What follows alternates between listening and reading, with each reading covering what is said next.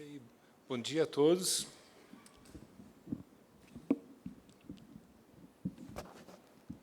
Peço licença ao conselheiro falar de pé. É um grande prazer estar aqui hoje, contribuindo para a discussão sobre as possibilidades e os desafios da realização do direito à saúde no Brasil e nos vários países aqui representados. Agradeço de coração o convite do ministro Joaquim Barbosa, que tem lutado para colocar o judiciário na linha de frente da luta pela transformação do Brasil num país mais justo.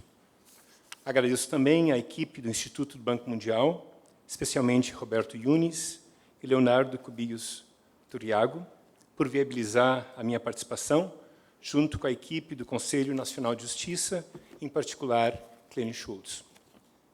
Quero também agradecer ao conselheiro Ney Freitas por presidir essa mesa e cumprimento todas as autoridades presentes no evento, assim como os participantes internacionais e de todas as regiões do nosso país. Antes de começar, eu também quero agradecer a maravilhosa equipe de trabalho que eu tenho tido o privilégio de conviver com nos últimos quatro anos, nesse trabalho que eu apresentarei para vocês. Marina Sokal, Alex Gertner, Joseph Amon, Adriana Petrina, Joshua Franklin e o fotógrafo Torben Eskerod, de quem eu mostrarei algumas fotos de um ensaio que ele fez sobre os sujeitos da judicialização, que se chama Bodies of Rights and Medicines, corpos de direitos e de medicamentos. A nossa equipe tem trabalhado por interdisciplinar há mais de 4 anos, e eu apresentarei hoje a vocês, então, além das fotografias do Torben, também dados de 2 bancos de dados, de cada um de mais de 1.000 ações judiciais de acesso a medicamentos no estado do Rio Grande do Sul, assim como histórias de vida, estudos de casos de pacientes e familiares, assim como também de entrevistas com os vários atores envolvidos na judicialização. A ideia da apresentação é repopular, trazer as pessoas para dentro da discussão da judicialização, e isso não seria possível sem essa maravilhosa equipe interdisciplinar e o apoio de várias agências e vários institutos e vários organismos de governo e não governamentais no estado do Rio Grande do Sul. Então, vamos começar. Enquanto a judiciabilidade dos direitos sociais é tema de interesse internacional crescente, o número altíssimo de ações individuais relacionadas ao direito à saúde no Brasil, na sua maioria para acesso a medicamentos, surpreende, e isso virou tema de um debate contencioso. Esse fenômeno da judicialização do direito ao fármaco é cada vez mais visível à medida que acadêmicos e ativistas, advogados, médicos e juristas empenham-se em entender o que o direito à saúde significa na política brasileira hoje e quais são os seus limites. A experiência do Brasil tem amplas implicações para o Estado contemporâneo. Este Estado tem acesso a tecnologias sem precedentes que prometem garantir os direitos sociais como nunca antes, mas também sofre da falta de recursos e limitações de infraestrutura enquanto tenta resistir ou cumprir demandas políticas monumentais. A estrutura do Sistema Único de Saúde no Brasil, o SUS, surge a partir de 2 tendências simultâneas e paradoxais. Por um lado, a tendência para um maior reconhecimento do papel do governo no cumprimento de direitos sociais, por meio da Constituição de 1988, e, por outro lado, a teoria neoliberal do governo, em que as funções do Estado são internamente descentralizadas e externamente terceirizadas para entidades privadas, enquanto a União assumiu o papel central no financiamento da saúde pública, administrando alguns programas de doenças consideradas prioritárias que exigiam tratamentos de alto custo, as secretarias de saúde estaduais e municipais tiveram que desenvolver novas estruturas para avaliar necessidades locais de saúde e alocar e administrar fundos para a distribuição de medicamentos. Esse arranjo delegou responsabilidades a governos locais, mas não garantiu o cumprimento de um financiamento sustentável e a capacitação técnica para a implementação. Assim, embora o Brasil tenha hoje um programa de HIV e AIDS dos mais avançados do mundo, Muitos cidadãos ainda vão às farmácias públicas e descobrem que os seus medicamentos essenciais não estão disponíveis. Governos em todos os níveis não têm sido capazes de administrar um complexo sistema de saúde sob crescentes demandas tecnológicas, infraestruturais e econômicas dos setores públicos e privados, que são cada vez menos distinguíveis um do outro. Com uma população de 190 milhões de pessoas e uma economia em ascensão, o Brasil possui também um dos mercados farmacêuticos que mais cresce no mundo, com um valor total estimado em mais de 50 bilhões de reais no ano passado. Cada vez mais, médicos da rede pública e particulares prescrevem e os pacientes exigem remédios recém-desenvolvidos, alguns com benefício incerto. Para os pacientes que judicialmente solicitam de seu governo tratamentos que podem salvar ou imensamente melhorar a qualidade de vida, a expressão entrar na justiça, que eu ouvi tantas vezes de famílias e pacientes, eu tive que entrar na justiça, tem uma força quase poética. O reconhecimento de um desejo generalizado de querer pertencer ao corpo político e de não mais viver fora da justiça. A visão de um país com menos desigualdade e discriminação. Reconhecendo o fato de que a judicialização gera questões não só filosóficas, mas também práticas, o Judiciário tem elegido como seu principal guia as circunstâncias concretas em que pacientes litigantes se encontram, em vez dos argumentos jurídicos escolásticos. Como o ministro Joaquim Barbosa observou em sua recente visita à Universidade de Princeton, o Judiciário tem colocado representantes de diversos setores em discussão substantiva e civil, avançando o debate público do que é socialmente desejável e politicamente possível no Brasil de hoje. O Judiciário tem tomado uma postura mais arriscada de engajamento para atender às demandas das pessoas enfermas que estão reivindicando seus direitos humanos e a vida.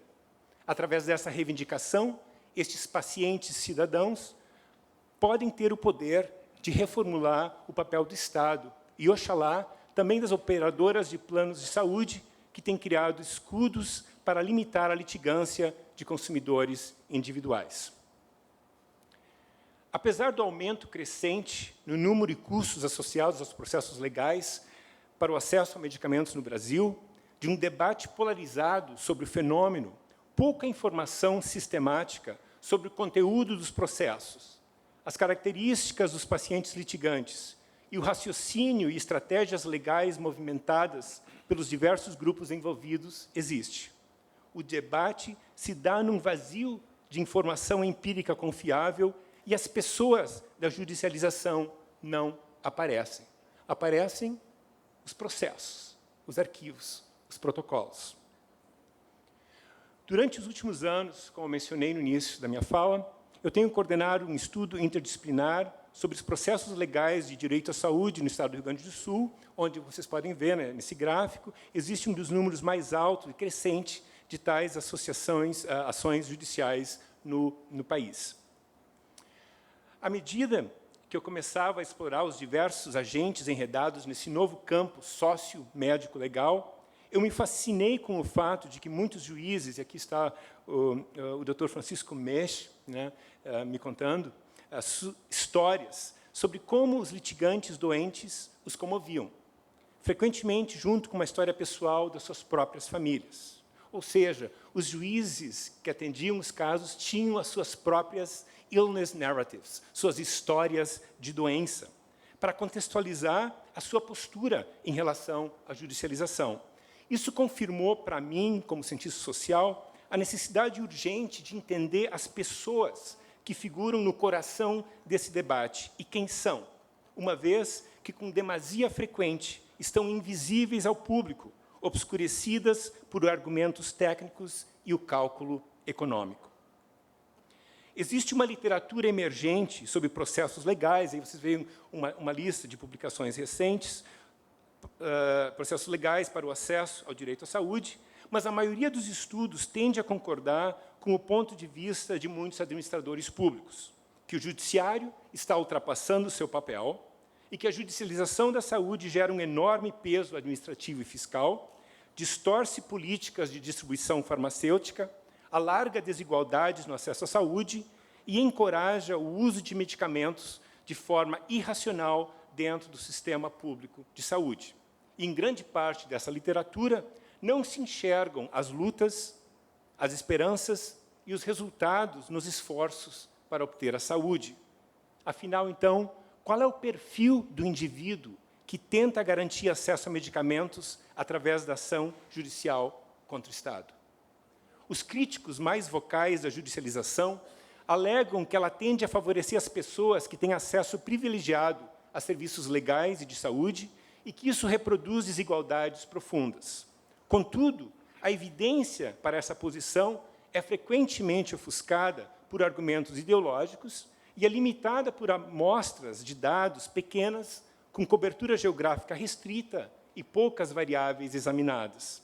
Esses críticos concedem que a judicialização é um mecanismo para forçar o Estado a ser mais responsável por suas próprias políticas e para controlar uma indústria de saúde privada que quase regula a si mesma e se beneficia de recursos públicos terceirizados.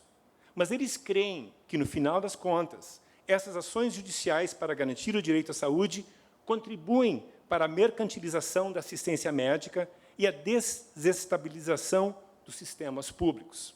Muitos pesquisadores têm argumentado que o judiciário deve preocupar-se mais com o problema dos recursos limitados e deve respeitar protocolos médicos estabelecidos. O direito constitucional à saúde, eles dizem, é um mandato do governo, não o direito de qualquer indivíduo isolado. Ao meu ver, essa perspectiva não leva em conta a realidade cotidiana dos pacientes cidadãos, nem reconhece as oportunidades de aprimoramento da política pública que as demandas individuais possam trazer consigo. Ideologicamente comprometidos com uma saúde pública alicerçada na medicina baseada em evidências, muitos críticos da judicialização não percebem que as demandas pelo direito à saúde podem, de fato, agir como uma medida corretiva, urgentemente requerida, quando os mecanismos administrativos falham. Esses críticos também não reconhecem que existem divergências no campo da medicina baseada em evidências em si. Não veem que a própria judicialização pode servir como uma nova fonte de evidência para melhorar a gestão pública. Demandas individuais não são simplesmente a antítese de uma necessidade coletiva. As experiências de indivíduos são frequentemente modeladas por fenômenos comuns dentro das diferentes comunidades. Eu não argumentaria que as demandas judiciais pelo direito à saúde constituem um processo perfeito, é um tanto caro administrativamente, em termos humanos, e nem que sirvam como substituto às políticas de saúde. Em verdade, podem ser uma oportunidade para entender o que está faltando nas políticas e questionar como poderíamos sistematizar as demandas para atender às diversas e urgentes necessidades de todas as pessoas, tornando, assim, os sistemas mais responsivos aos cidadãos e fazendo com que o Estado cuide. Essa oportunidade só pode ser aproveitada se forem superados os debates polêmicos e polarizados e as perspectivas entravadas que nada querem, de novo, aprender. Na nossa pesquisa, nós nos identificamos com o humanismo e a perspectiva crítica do economista Albert Hirschman, que por décadas esteve no Instituto de Estudos Avançados em Princeton e veio a falecer no ano passado, que escreveu: eu sempre tive uma certa antipatia pelos princípios gerais e pelas prescrições abstratas. Eu acho que é necessário ter uma lanterna empírica, uma visita com o paciente, antes de entender o mal que lhe aflige. Hirschman desempenhou um papel crucial no Plano Marshall e em projetos de desenvolvimento na América Latina. Ele viveu na Colômbia e adorou o Brasil. Criticava a fracassomania que ele identificou nos anos 70 e 80 como um traço dominante das políticas nacionais, e defendia envolver-se com o inesperado, a fim de tornar a nossa ciência mais realista, melhor. Hirschman estava interessado nas realidades sociais que ampliam os limites daquilo que é visto como sendo possível, mesmo que seja à custa de reduzir a nossa capacidade, real ou imaginária, de discernir o provável. Cito ele de novo: o desafio é criar espaço para concepções de mudança nas quais a inventividade da história e a paixão pelo possível sejam atores vitais. Essa abordagem é fundamental para pensar a realidade complexa deste momento da judicialização da saúde. Nas pesquisas e relatórios sobre a judicialização, precisamos desagregar os dados, que muitas vezes foram recolhidos em contextos díspares, de uma forma tanto irregular e não sistemática, se queremos avançar com uma crítica mais realista e construtiva das demandas dos direitos à saúde. Essa semana, por exemplo, eu li uma resenha muito bem feita de 30 estudos sobre a judicialização no Brasil, Colômbia e Costa Rica, mas me parece que o objetivo de procurar comunalidades muitas vezes encobre contextos e racionalidades específicas. Não negamos a existência de padrões gerais em regiões ou através de vários países, mas afirmamos que saber mais especificamente de cada um nos fornece tanto um conhecimento mais abrangente do todo, quanto contra-conhecimentos que podem muito bem ajudar a repensar ações concretas de melhoramento. Os alvos humanos de estudos e intervenções de saúde e desenvolvimento não são apenas uma fonte de problemas ou obstáculos culturais a serem retificados. E aqui é uma figura de uma procuradora atendendo um paciente de hepatite C, abrindo um processo de acesso a retratamento. Os personagens que povoam o fenômeno da judicialização não podem ser subestimados ou reduzidos. Eles não são estritamente interesseiros ou seu sofrimento não pode ser feito irrelevante. Retratos em preto e branco de pacientes golpistas, advogados interesseiros, juízes desinformados ou médicos conspirando com empresas farmacêuticas podem ser heuristicamente gratificantes ou politicamente convenientes, mas são factualmente insustentáveis, fazendo parte da mitologia da judicialização. A judicialização ocorre em áreas cinzentas, indistintas, de interesses ligados e desconectados, motivações, crenças e tendências através das quais se pode entender o mais frutiferamente as mutações nas concepções de saúde, direito e bem-estar das nossas sociedades democráticas e tecnológicas contemporâneas. Nossos melhores guias nesta área cinzenta são aqueles que as habitam diariamente. Pacientes se locomovendo entre o hospital e o tribunal, familiares correndo freneticamente de um escritório para o outro atrás de um fármaco que promete curar um bem-amado, advogados apresentando demandas baseadas em documentos padrões, médicos em discussões animadas sobre novas evidências que justificam ou não alterar as prescrições habituais. O conhecimento experiencial e prático das pessoas e comunidades envolvidas no processo doença-saúde, muito prontamente descartada pelos campeões de rápidas soluções técnicas e resultados generalizáveis, pode transformar os paradigmas e fornecer chaves para soluções eficazes. É preciso desenvolver capacidades institucionais que possam ir além da repetição da história e ajudar a defender, de novo, nas palavras de Hirschman, o direito a um futuro não projetado, como sendo um dos direitos verdadeiramente inalienáveis de cada pessoa e nação. As experiências e vinhetas dos pacientes e famílias, médicos, advogados, defensores, administradores e juízes que apresentarei a vocês nessa fala, podem não concordar perfeitamente. Isso é bom. Precisamos entender os emaranhamentos e como a judicialização redefine os papéis sociais e as posições políticas. Nessa apresentação, quero, pois, exortar-nos a considerar como esse novo fenômeno compele as pessoas doentes, as leis, os especialistas, os funcionários públicos e as tecnologias médicas a circular entre suas casas, hospitais, escritórios e tribunais, transformando esses espaços e os atores mesmos. À medida que descrições etnográficas e as histórias pessoais se entrelaçam na narrativa mais ampla do que eu chamo de farmaceuticalização e judicialização da saúde, eu quero mostrar como as instituições atuais e os campos sociais dançam juntos. O saber que produzimos deve manter os compassos, reconhecendo que estes são fenômenos globais, mas sem ignorar importantes diferenças regionais e realidades locais prementes. Acima de tudo, eu quero colocar as pessoas em foco neste panorama em fluxo.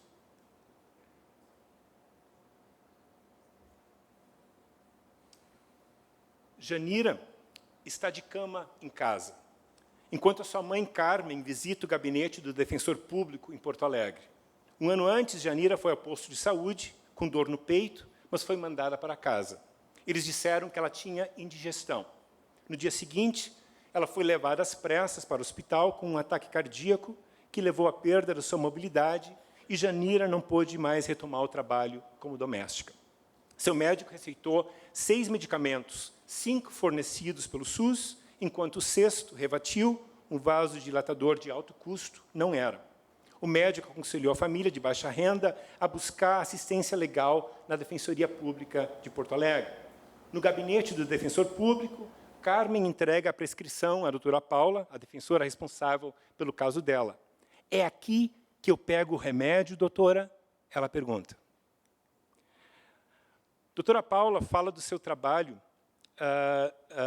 doutora Paula dá as boas-vindas a Carmen ao que ela chama ao hospital jurídico. É assim que ela chama a defensoria, mas explica que não vai ser tão simples assim ganhar o medicamento. A doutora Paula fala do seu trabalho no gabinete como uma tentativa de aliviar o sofrimento humano e restaurar os direitos do cidadão doente. Nas palavras dela, a pessoa chega aqui muito doente, ferida e injustiçada pelas falhas da política pública. Hoje em dia, estamos aquém da medicina preventiva, e o conceito de saúde como bem-estar físico, mental e social já não existe mais. Mas essa é a medicina que eu pratico aqui na Defensoria, ajudar as pessoas a sobreviverem com dignidade e restaurar os seus direitos. Ainda que o remédio não lhes traga a cura, a reivindicação também é pela dignidade deles. A doutora Paula vai pedir que o juiz emita uma liminar, obrigando o Estado a fornecer o tratamento imediatamente. Carmen, cujo marido morreu de câncer, é aposentada e mora num casebre de um só cômodo que ela divide com a filha e 2 netas.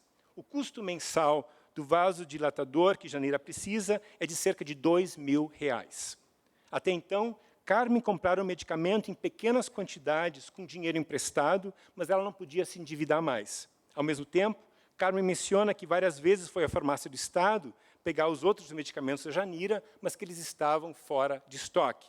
Ela consegue um dinheiro extra fazendo rituais de umbanda em sua casa e também uma organização religiosa lhe doa uma cesta de alimentos.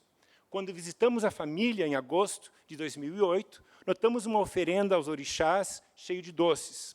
Eu faço isso, explica Carmen, para que todos os pacientes que necessitam de medicamentos ganhem as suas ações. O que Janira realmente precisa é de um transplante de coração. E todos os medicamentos que ela toma são destinados a mantê-la saudável o suficiente para um dia submeter-se à cirurgia. O irmão de Janira, que vive em outro barraco no mesmo lote com a sua família, vai diariamente a uma lan house verificar o andamento do caso. Poucos dias depois de a doutora Paula abrir a ação contra o Estado, o juiz responsável pelas ações na área de saúde de Porto Alegre emitiu uma liminar para que o medicamento fosse entregue imediatamente. Contudo, 2 meses depois, ele ainda não havia chegado. Quando voltamos, um ano mais tarde, Janira estava recebendo o medicamento já há alguns meses, como resultado da liminar. No ano anterior, ela mal conseguia levantar para ir ao banheiro, e agora ela já conseguia ajudar nas tarefas da casa, começou a chorar quando falou que já podia levar as filhas até a escola, o que lhe dá imenso prazer. Num momento de grande progresso médico e no meio do boom econômico brasileiro, Janira está lutando contra o tempo. Enquanto ela esperava sua condição melhorar o suficiente para qualificar para um transplante, a família entrou em dívida e a judicialização foi o seu último recurso. O sistema de saúde pública estava agora trabalhando para Janira, mas seria rápido o suficiente para salvá-la? A doutora Paula vê os custos do processo ao Estado como insignificante comparado aos direitos dos pacientes, mas os críticos alegam que estes custos fazem que o sistema de saúde seja menos eficiente em geral. Janira e Carmen não falam de direitos e não lhes importa se o remédio que estende a sua vida vem do hospital jurídico ou do hospital médico, desde que venha de alguma maneira. Elas batalham de maneira desesperada e implorativa, mas também determinada e engenhosa. Brigam pela vida, para manter os corpos saudáveis, mas também laços e lares saudáveis. Para responder à carência de um conhecimento da luta pelo direito à saúde centrado na experiência das pessoas, como eu mencionei anteriormente, nós criamos duas bases de dados sobre as demandas ao medicamento no Rio Grande do Sul, em conjunto com uma etnografia multicêntrica que revela as pessoas e as redes sociais atrás dos dados. Nosso objetivo nesse projeto é avançar quadros metodológicos e analíticos focados na interface dos campos sociais e político-administrativos e os seus dinamismos. E nesse gráfico dá uma ideia para vocês dos vários braços ou tentáculos dessa pesquisa que a gente tem desenvolvido e basicamente começamos, como dizem, do scratch, né, de quase nada, porque é muito difícil ter bases de dados, não existe uma informatização, os dados não estão à disposição, então criamos mesmo, nós, com a ajuda da Procuradoria-Geral do Estado do Rio Grande do Sul e também de outros atores, criamos essas duas bases de dados.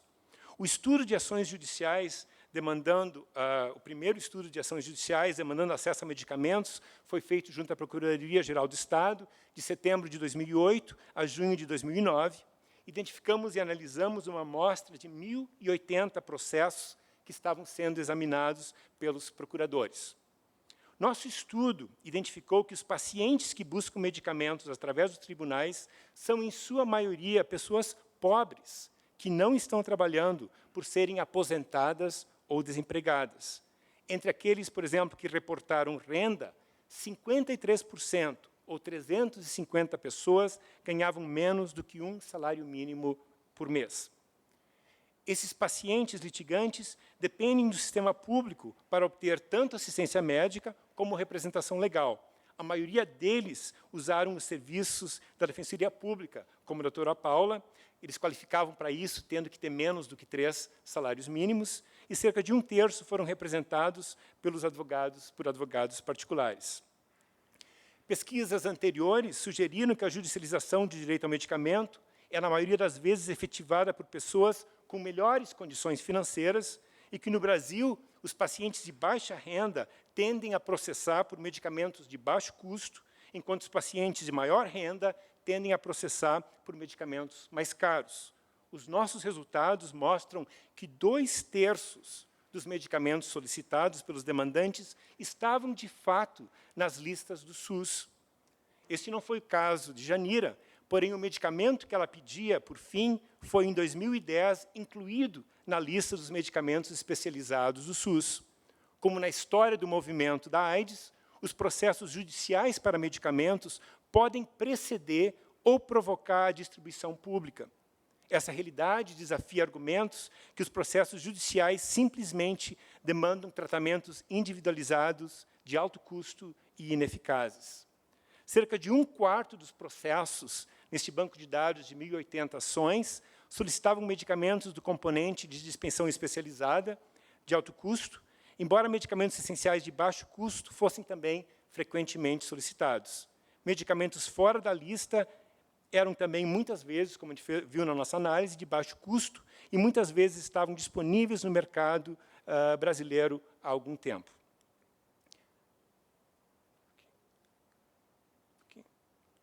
Ops. Ok. Cerca de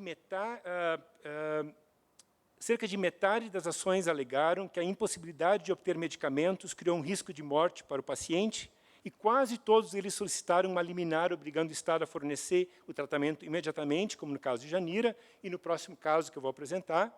Em quase todas as ações, como vocês podem ver, 94% dos casos, os juízes concederam aos requerentes uma liminar imediata para o acesso aos medicamentos. O Estado,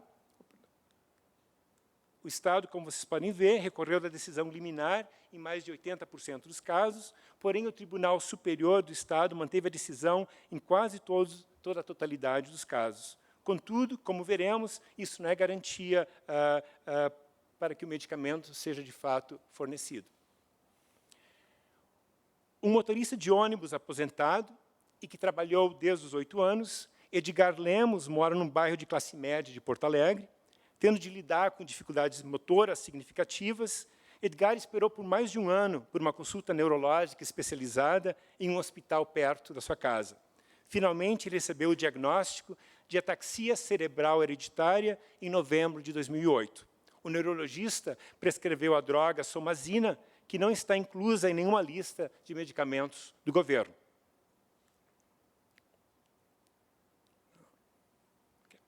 Enquanto Edgar sentiu que a somazina estava ajudando-o a, pelo menos, estabilizar a degeneração das suas habilidades motoras, ele também estava tomando uma variedade de outros remédios, de estatinas, antihipertensivos e anti-ansiolíticos. E, durante nossa conversa, em agosto de 2011, Edgar abriu uma caixa contendo 5 medicamentos que ele toma regularmente. Conforme segurava cada um deles, nesse momento que essa foto foi tirada, ele dizia: esse aqui eu não judicializei, professor. Esse aqui eu não judicializei. Esse aqui eu não judicializei. Eu só judicializei esse remédio porque me endividei pagando por ele. Após pagar pelo remédio do seu próprio bolso por vários meses, Edgar teve que fazer um empréstimo bancário. Incapaz de cobrir as despesas da casa e com os juros do seu empréstimo, ele, nas suas palavras, não tive outra alternativa além de judicializar.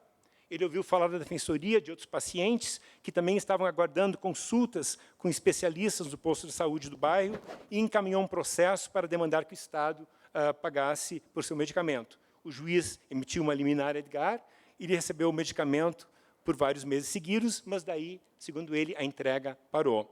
Ele encaminhou um novo pedido e ganhou outra liminar para 3 meses adicionais de tratamento. Eu perguntei o porquê de Edgar não estar judicializando os outros remédios que ele precisava tomar. Em seguida, Edgar explicou: eu sei que o Estado não pode dar tudo para todos. Eu tenho de fazer a minha parte e pagar pelo que eu posso. O processo de Edgar é uma pequena parte de uma longa narrativa sobre a doença e trajetória dos tratamentos. A judicialização não é uma opção atraente. Apesar de ele economizar dinheiro, ele deve periodicamente renovar o processo, sem garantia que o tratamento vai continuar. Pode-se dizer que ele prefere a posição de consumidor à de cidadão, já que lhe dá mais controle e segurança. O mercado, nesse caso, é mais seguro que o Estado assistencialista. A caixa de remédios de Edgar é o seu arsenal. O que não cabe dentro da caixa são os serviços psicossociais e as intervenções comportamentais que poderiam provavelmente ajudar o Edgar a manter sua qualidade de vida enquanto a sua incapacidade piora. Um processo judicial também provavelmente não ajudaria a ganhar acesso a esses recursos.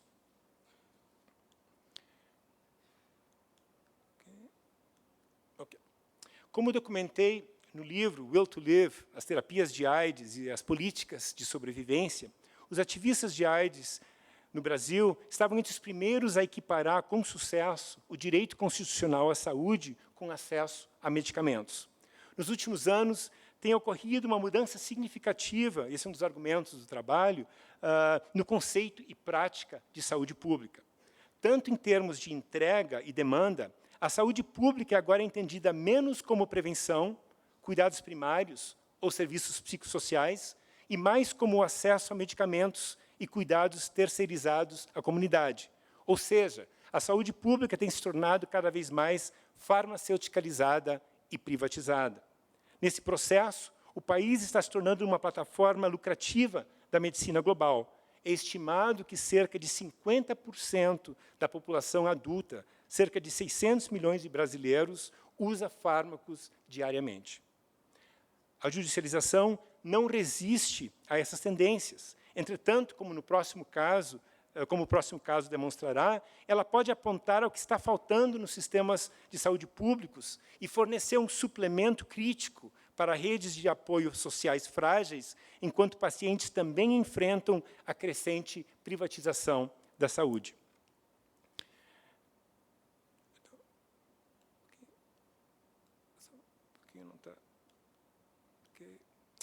O primeiro banco de dados que eu mencionei para vocês examinou uma amostra de processos judiciais abertos entre 2002 e 2009, que os procuradores estavam examinando naquele período em que foram coletados. E pensamos que ele poderia resultar em uma representação maior de casos contenciosos, provavelmente de maior valor, ou favorecer os casos oriundos da capital. Nós decidimos, então, estudar somente os casos novos e abertos em todo o estado do Rio Grande do Sul. Obtivemos, então, a listagem de todos os processos requerendo medicamentos que foram abertos em 2008.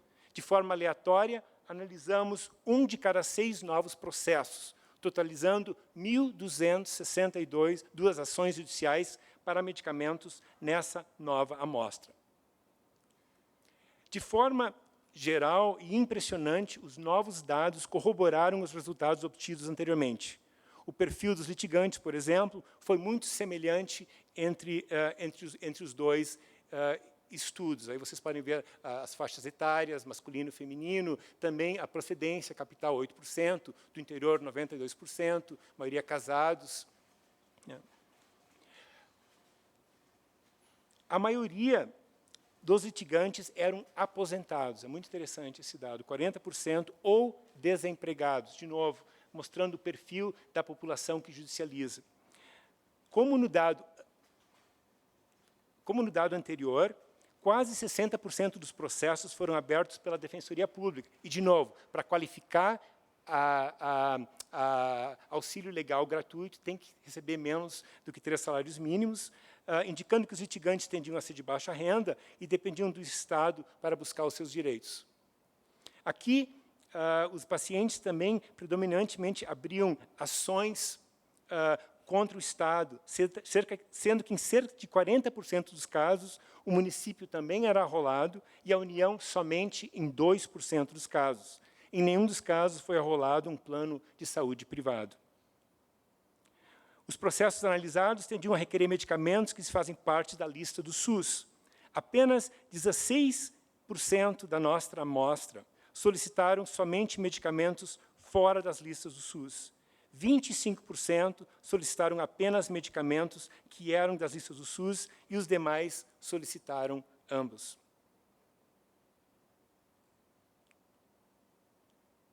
Então, vocês vejam, a maioria dos medicamentos solicitados eram, de fato, que estavam nas listas.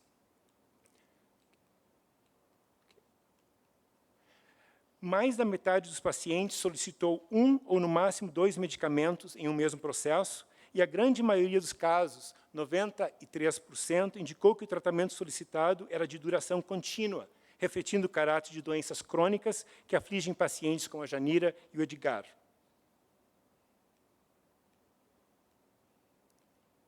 Os medicamentos mais frequentemente solicitados refletiam, de forma geral, o mesmo perfil de doenças observados no primeiro estudo, isto é, medicamentos para problemas comuns, como asma, hipertensão, colesterol, doenças mentais, que fazem parte da lista do SUS e que possuem protocolos terapêuticos do Ministério da Saúde, foram os mais frequentemente solicitados.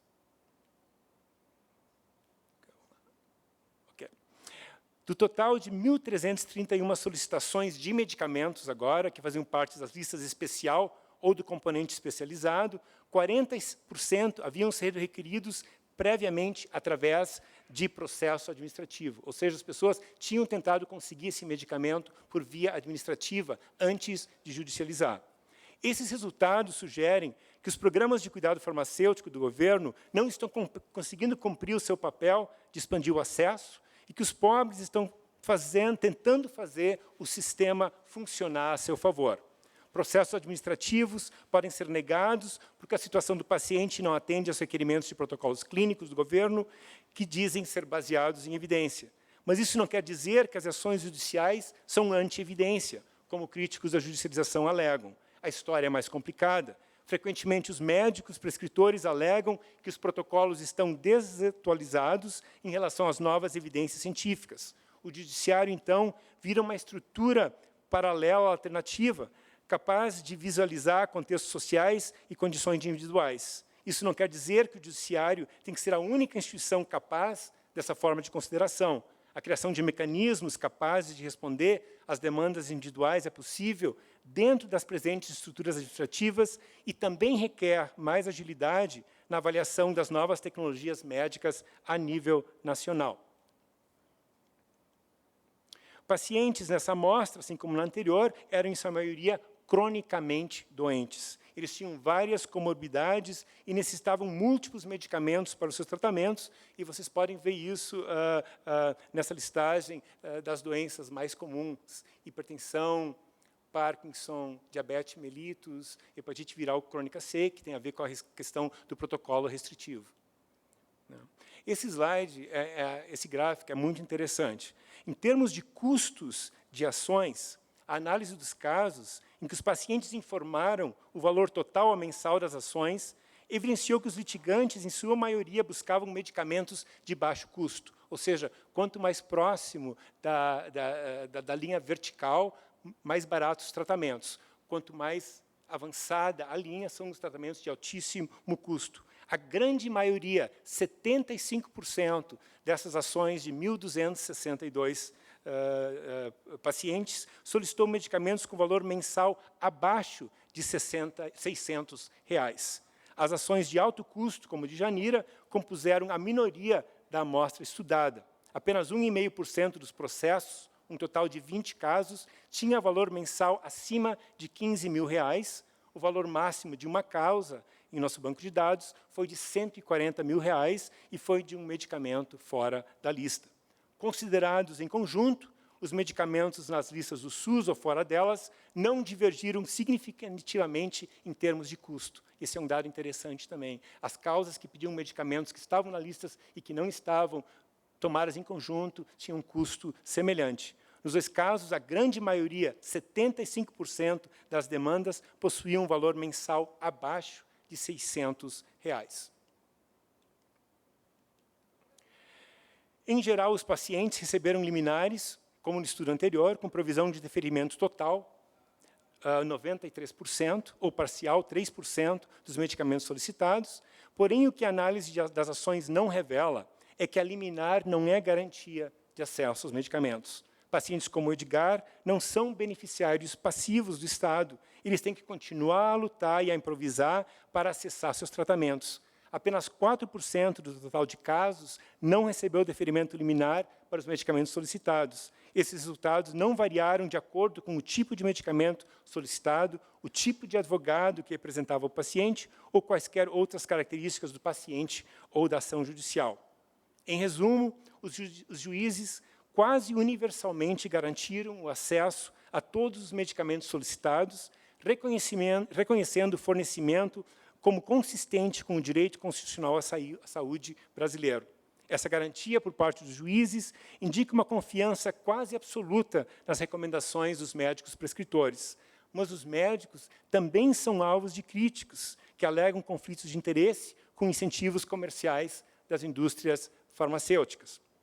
Nós fizemos uma análise inicial. Esses resultados que eu estou mostrando para vocês, que a doutora Mariana Socal ajudou a fazer análise nas últimas semanas, nós não apresentamos em lugar nenhum. Então, é a primeira vez que a gente está apresentando esses dados, e a gente está começando a fazer várias análises específicas. E uma análise específica que a gente fez dos pedidos de medicamentos foi de acordo com os médicos prescritores e advogados privados, para ver se havia uma concentração significativa por profissional. A grande maioria dos médicos participou de uma ou, no máximo, duas causas, indicando que provavelmente não estão instigando processos judiciais para ganho pessoal. O pedido de processos refletiam as especialidades médicas deles e não havia um agregamento significativo ao redor de uma escolha específica de medicamento. Do ponto de vista dos advogados privados, a grande maioria, 82%, representou até 2 processos, e apenas 2 advogados abriram mais de 6 processos. Um abriu 13 e outro abriu 23 processos, respectivamente. Um desses advogados representou múltiplos processos, requerendo o mesmo medicamento, sugerindo que, sim, em certos casos, existe um grau de especialização. um novo nicho de mercado na judicialização para advogados particulares.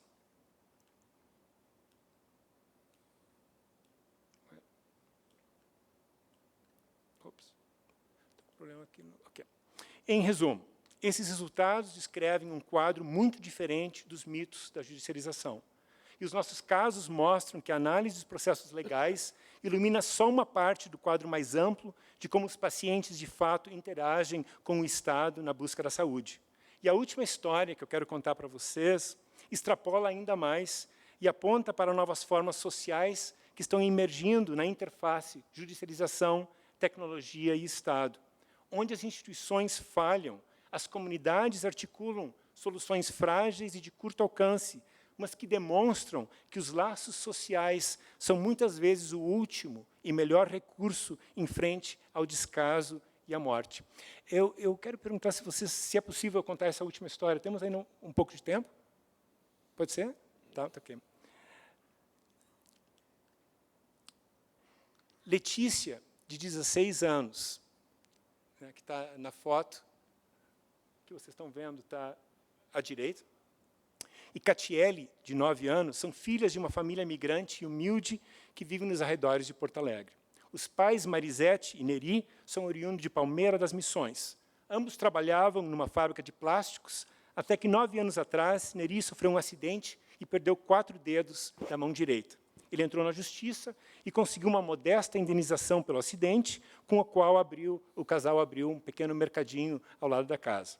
Desde o nascimento, Letícia teve convulsões e dificuldades para aprender a falar e a andar.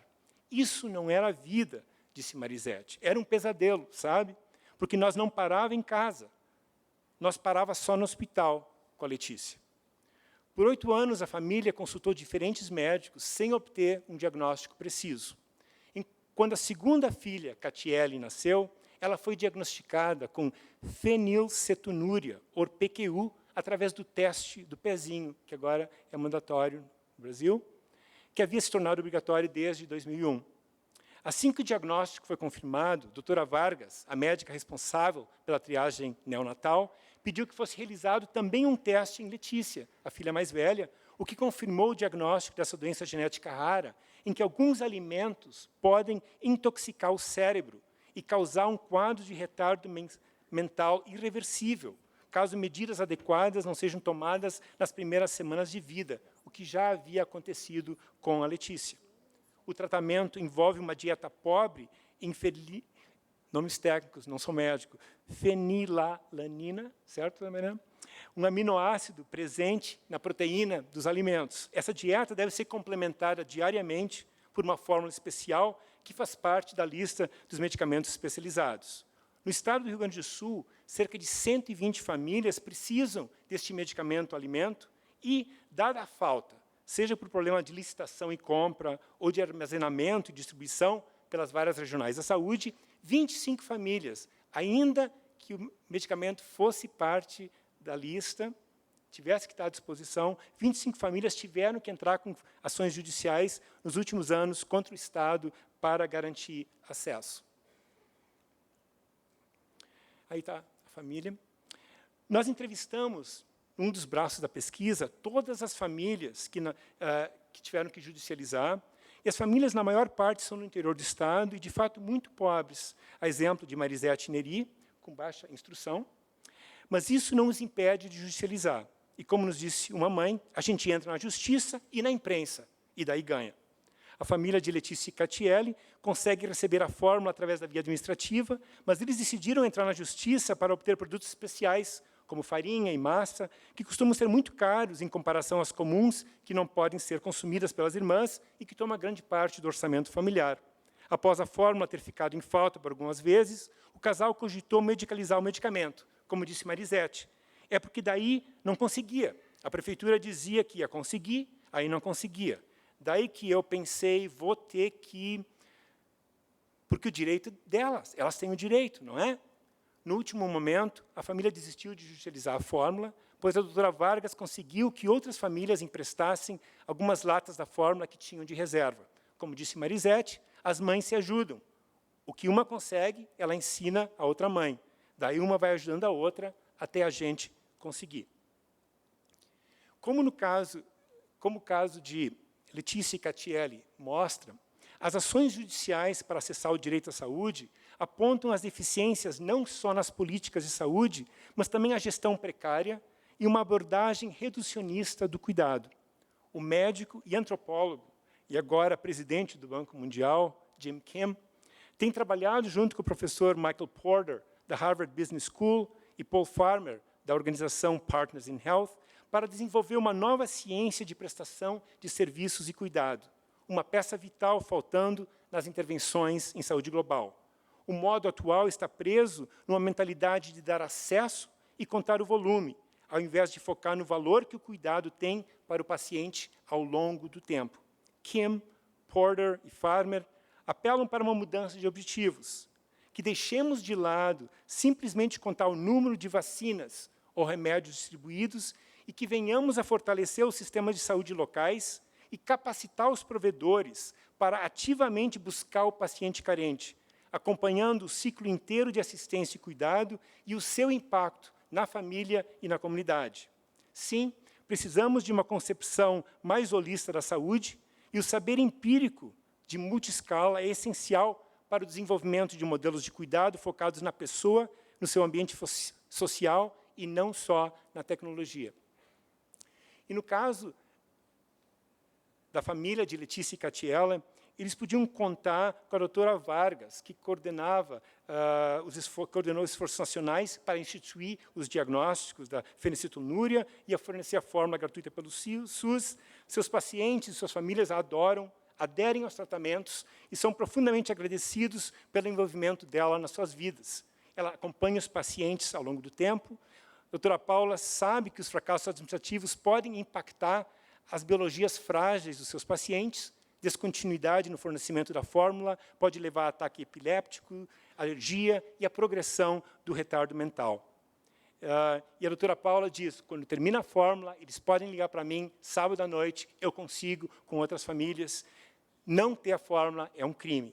Os processos legais só dão uma visão parcial da trajetória dos pacientes, e isso que eu quero marcar com essa história. Novas formas médicos, sociais, se tornam quase que uma para-infraestrutura de acesso ao tratamento e cuidado. Sem isso, na palavra da doutora Vargas, muitos mais judicializariam. Eu estou terminando, eu quero mostrar esse slide do Dr. Eugênio Terra, que é encarregado de todos os casos relacionados à saúde em Porto Alegre, e eu aprendi muito dos juízes, e eu fiquei muito, aprendi também comovido quando eu vi o Dr. Eugênio Terra dizendo o que eu estou fazendo, na verdade, ao deferir a liminar, eu estou fazendo justiça social. É um por um, mas é a justiça social.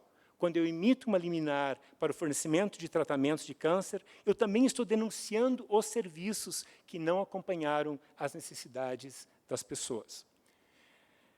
Eu estou terminando agora. Em resumo, o nosso estudo interdisciplinar mostra que as ações judiciais pelo direito à saúde são uma prática muito difundida, acessível até mesmo às pessoas muito pobres, como o menino Alexandre, aqui com a sua mãe, no município de Sapiranga, que sofre de uma doença genética rara e que precisa desses medicamentos que, de fato, custam ao redor de $200 mil por ano por paciente. Terapias de reposição de enzima. Um número cada vez maior de pessoas, muitas delas cronicamente doentes, estão atuando dentro do Estado para assegurar o seu direito à saúde. Essa judicialização se materializou no contexto de um SUS progressista e de uma descentralização problemática, junto com uma farmaceuticalização acelerada do tratamento médico e a privatização da prestação de assistência. Entre mentes, a judicialização se tornou o último recurso ou um caminho alternativo para acessar o cuidado em saúde, cada vez mais acessado, cada vez mais equacionado com o acesso aos medicamentos. Mas as pessoas se recusam a ser estratificadas fora da existência social. E esses novos pacientes, cidadãos, consumidores, é uma figura social nova, é um sujeito hifenado, paciente, hífen, cidadão, hífen, consumidor, ambíguo. Eles encontram um caminho para dentro do judiciário de forma relutante e se valendo de quaisquer recursos humanos e materiais disponíveis. Existe, de fato, uma anarquia de código aberto em funcionamento no campo da saúde neste país, que passa por tantas mudanças. E a judicialização, e essa é uma das teses que a gente está elaborando no nosso trabalho, se tornou, de fato, uma para-infraestrutura, onde os doentes e os vários atores e setores públicos e privados entram em contato, se enfrentam e articulam missões de resgate, ainda que seja caso a caso. Esse mínimo de pertencer biopoliticamente é uma parte fundamental do campo imanente que as pessoas inventam e habitam enquanto navegam os caprichos do mercado e da sobrevivência nas nossas cidades feridas. Elas carregam nos corpos não só as doenças da miséria, mas também a violência estrutural e o abandono político, junto com as suas próprias medidas de qualidade de vida. Eu encerro com essas palavras do nosso poeta, João Cabral de Melo Neto, e nesse rio indigente, sangue e lama que circula entre cimento e esclerose, com sua marcha quase nula, e na gente que se estagna nas mucosas deste rio, morrendo de apodrecer, vidas inteiras a fio, podeis aprender que o homem, o ser humano, é sempre a melhor medida, mas que a medida do homem, do ser humano, não é a morte, mas a vida. Muito obrigado.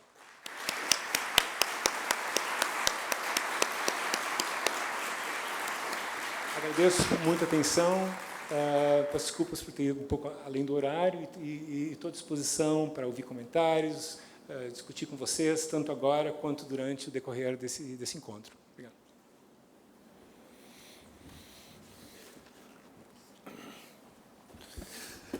Agradeço a conferência do professor João Biel e confesso aos senhores que normalmente não me agrada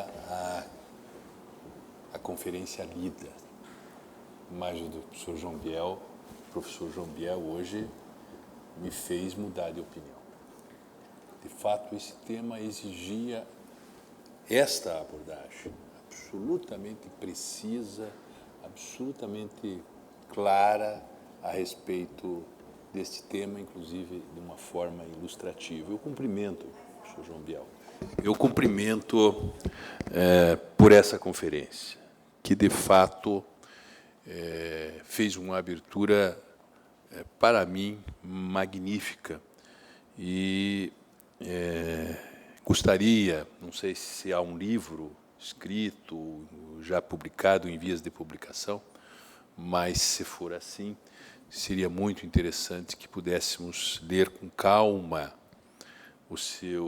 a sua forma de abordagem, a sua escrita clara, direta, precisa, sobre esse tema que é tão importante para todos nós.